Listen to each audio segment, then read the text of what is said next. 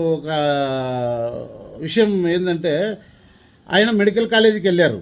కానీ medical college ముందర నుంచి ఫోటో తీసుకోకోకుండా వీడియో తీయకుండా ఎక్కడో వెనక సైడ్ ఉన్నటువంటి ఏదో ఒక 5% 2% 3% ఏదో కొంచెం పెండింగ్ ఉంటాయి ఏవైనా కూడా జనరల్గా అక్కడికి వెళ్ళి ఒక బిల్డింగ్ మీద ఒక టెర్రస్ మీద నిలబడి అక్కడి నుంచి ఒక వీడియో తీసుకుంటా పులివెందులు అసలు మెడికల్ కాలేజీనే లేదు, అసలు పులివెందుల్లో కాలేజీ ఇంతవరకు హాస్పిటలే కట్టలేదు, అసలు మెడికల్ కాలేజే కట్టలేదు అని చెప్పేసి 4 పిల్లర్లు చూపించుకుంటా లేకపోతే ఏదో బిల్డింగ్ చూపించుకుంటా ఒక ఫోటో దిగావు అన్న.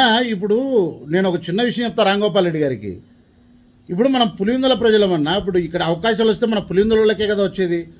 మరి మీరు పులివెందుల ప్రజల గురించి బాగుకోరాలనుకుంటే పులివెందుల ప్రజలు బాగుండాలనుకుంటే దాన్ని ఇంకా ఏదన్నా ఇంకా మీరు ఇంకా మంచిగా చేసి చూపించి లేకపోతే మాకు ఇంత అవకాశం ఉన్నప్పుడు మేము ఎందుకు కాలేజీ వదులుకోవాలని చెప్పేసి మీ నాయకుడితో మీరు పోరాడి దాన్ని ఇంకా ఏదన్నా అధికారికంగా ఇంకా ఏదన్నా మనకు ఒక 40-50 సీట్లు తెప్పించి అక్కడ ఏదైనా పేద ప్రజలకు అక్కడ మెడికల్ సీట్లు ఇప్పించి వాళ్ళను ప్రయోజకులను చేసి ఒక అణగారినటువంటి వర్గాలను పైకి తీసుకొచ్చే ఆలోచన చేద్దామనే ఉద్దేశం లేకుండా మన పులివెందుల గురించి కూడా నువ్వు ఇంత దారుణాతి దారుణంగా ఏమైనా చర్య మీరు చేస్తూ ఉండారు అంటే మన పులివెందుల గురించి కూడా మన పరువు తీసే ప్రయత్నం మీరు చేస్తూ ఉండారు.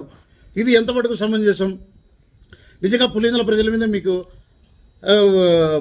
పులివెందుల ప్రజలకు ఏదైనా మీరు మంచి చేయాలనే ఉద్దేశం మీకుంటే ఖచ్చితంగా మీరు ఇలాంటి చర్యలు అయితే మీరు ఇలాంటి ప్రాపగండం అయితే మీరు చేయరు.